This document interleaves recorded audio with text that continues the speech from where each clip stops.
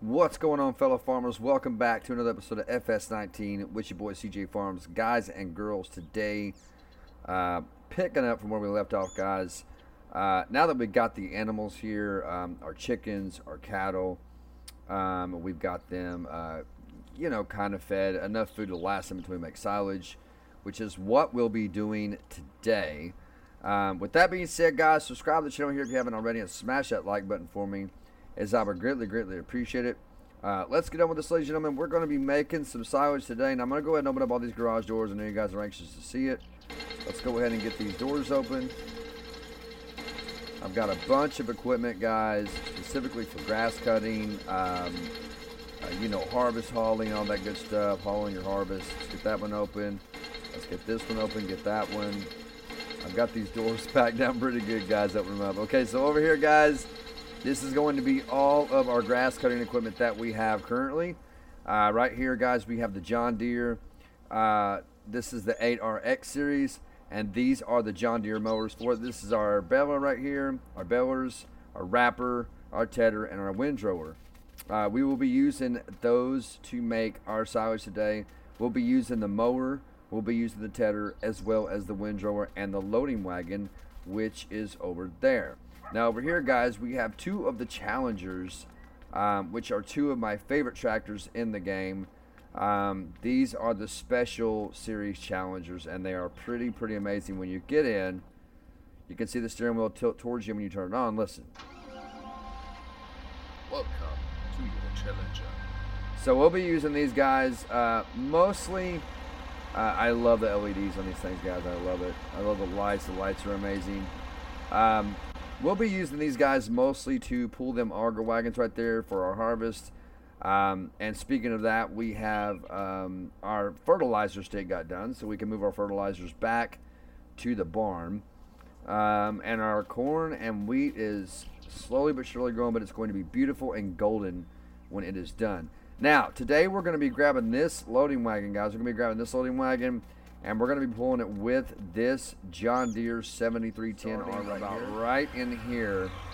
And we're going to cut straight down, and then we're going to go over to the left and come back. We're going to make one big square of grass so that we have plenty of grass, because what I'm trying to say. Let me go ahead and let them back mowers down. Let's let the front mower down. We're going to turn that one on.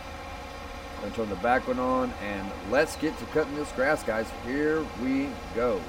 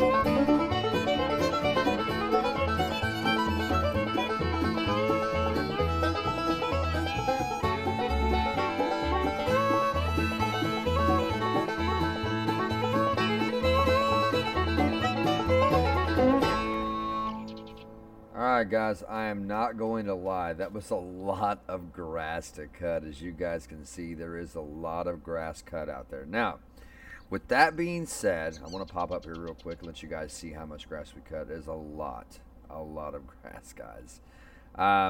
So what we're going to do next is we're going to take this mower and we're going to put it over back at the shop. And we are now going to get out. Now what my plan is, guys, we're going to do half of the field with grass and half of the field with hay. So what does that mean? That means that half of the grass I will use the tedder on, the other half I will not, because when you're doing wrap bells, as I'm going to be doing, it has to be grass only. You cannot wrap hay, you cannot wrap straw. The only thing you can use the wrapper on to wrap your bales and make them into silage is grass. I know it doesn't make a lot of sense because you can ted the grass, load it with the loading wagon, and make silage in the silo bunker. I know it doesn't make a lot of sense, but that's just how it really is in real life. So, with that being said, we're going to pull up. And I love that. I love that so much. And we're going to go over here, guys, and we are going to grab our tedder. We're going to grab our tedder. We're going to start with tedding half of the field. We're going to only ted half the field. So this is probably going to take a lot of editing to get this video done, if I can see to get in there. Got to back up. Alright, so there's my tedder. Now, a lot of you are probably going to ask, why did you not use the big chrome mower? Because I have had it on nearly every farm that I've had, and I just want to do something a little different. I figured the John Deere with the mower hooked to the front and the back, the front and back attachment would have been a nice little touch. So I hope you guys enjoyed that.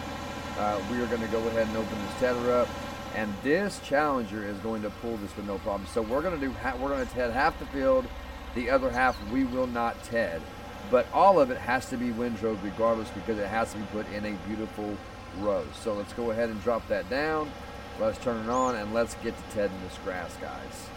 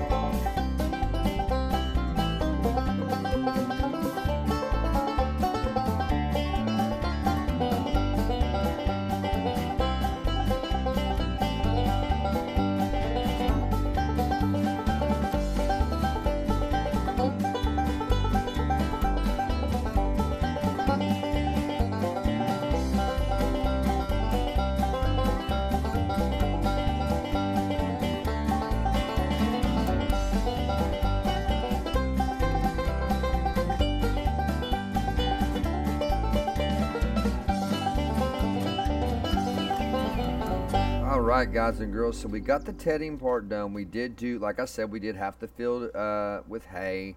The other half is in grass. Now, it looks like we got a little bit more than half the field with the hay, but that's okay. That's alright. So the difference that you can see in what's the grass and what's the hay is your grass is going to be this dark green stuff, almost just like dark, fresh cut grass. And then your hay is going to be the lighter green stuff, which has been tedded by the tedder, almost like a puke yellow. You know what I mean?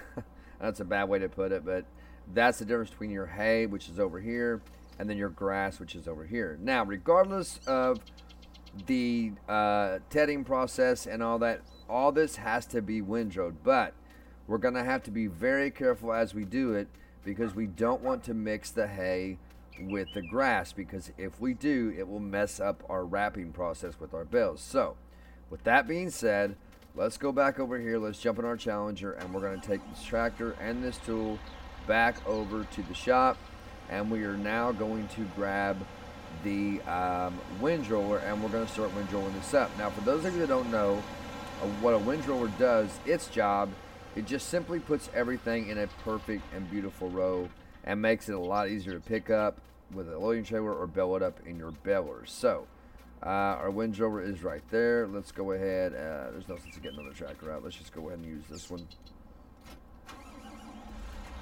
Yeah, we'll go ahead and use this one here, and let's go grab our windrower, and we're gonna start windrowing this stuff, guys, putting everything in a beautiful, perfect row. But as I said, once we get over to the grass, we're gonna have to be a bit more careful in where we drive and where exactly we drop these mills. So there we go. Let's cut it on and let's get to windrowing.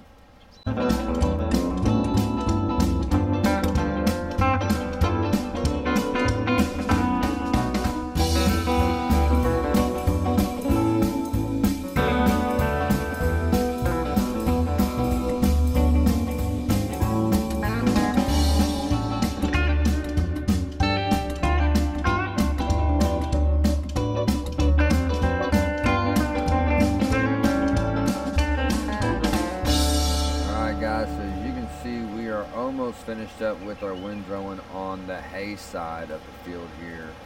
But this is where it gets kind of finicky, because you want to grab every piece of hay you can, but you want to try not to mix your grass with your hay. Now we're going to have to get over. Now see, I missed a piece there. We're going to back up, because you don't want to mix that with the grass. So we're going to get back over a little bit. We're going to drop it back down, and we're going to grab that piece, and then we're going to bring it back over here. Like I said, guys, it's gonna get really finicky on this side. I have to drive kind of slow. As you guys see, I'm doing like 6 miles an hour, if even that. But I'm really now, to mix the grass with the hay is not a big deal, but to mix the hay with the grass can ruin one of your bales. It really can. So you don't want to pull. If I pull like a little bit of the grass into the hay right now, it's not really going to hurt anything to make, because I'm making silage with the hay side of the field. But to pull the hay into the grass would be a different story. I hope that makes sense. So you can mix the grass with the hay in what I'm doing, but you cannot pull the hay into the grass, if that makes sense. Because it can, see, like I got a little bit of grass, that's not going to harm anything. Even though it's like the first little bit of grass that I've grabbed, I think I've done pretty good with the finicky part of this. I'm just trying not to get any grass. I'm trying to get all the hay, and I think we about got it right there, guys. We got it all. And let's go ahead and lift those blades. And now it makes it a lot easier, which is why I did the hay first.